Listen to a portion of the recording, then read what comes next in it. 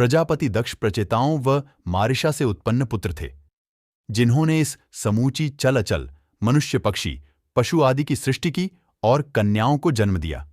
इस कन्याओं में ही 10 धर्म के साथ, 13 कश्यप के साथ और 27 सोम के साथ ब्याही गईं। समस्त दैत्य, गंधर्व, अप्सराएं, पक्षी, पशु सब सृष्टि इन्हीं कन्याओं से उत्पन्न हुई।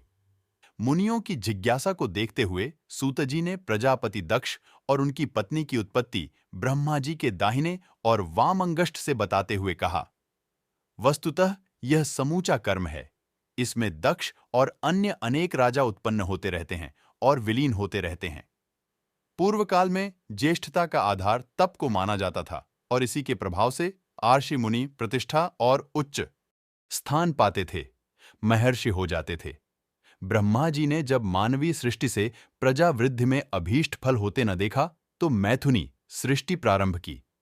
इस क्रम में ब्रह्मा जी के पुत्र नारद ने कश्यप मुनि परिणीता दक्ष पुत्री के उदर से जन्म लिया।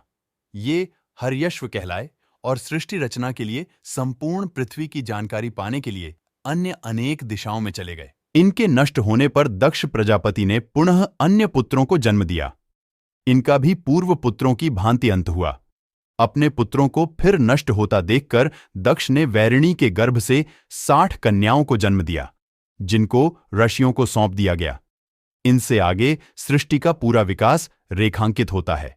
के साथ दक्ष की 10 पुत्रियों का विवाह हुआ, जिनके नाम थे अरुंधति, वसु, यामी, लंबा, भानु, मरुत्वती, संकल्पा, मुहूर्ता, साध्या तथा विश्वा। विश्वा से विश्वदेव और साध्या से साध्यदेव उत्पन्न हुए।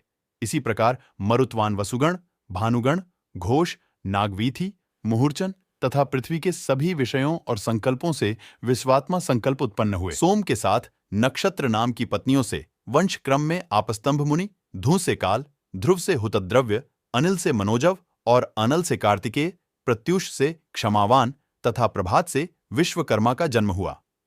कश्यप जी द्वारा सुरभि से एकादश रुद्र उत्पन्न हुए। कश्यप मुनि की अदिति, दिति, दनु, अरिष्टा, सुरसा, खसा, सुरभि, विनता, ताम्रा, कोचवशाइला, कद्रु और मुनि पत्नियां हुईं। इनमें अदिति के द्वारा 12 पुत्र उत्पन्न हुए और दिति के गर्भ से हिरण्यकशिपु और हिरण्याक्ष 2 पुत्र तथा सिंहिका नाम की पुत्री उत्पन्न हुई। इस कन्या ने विप्रचित के वीर्य से रौहिकेय को जन्म दिया,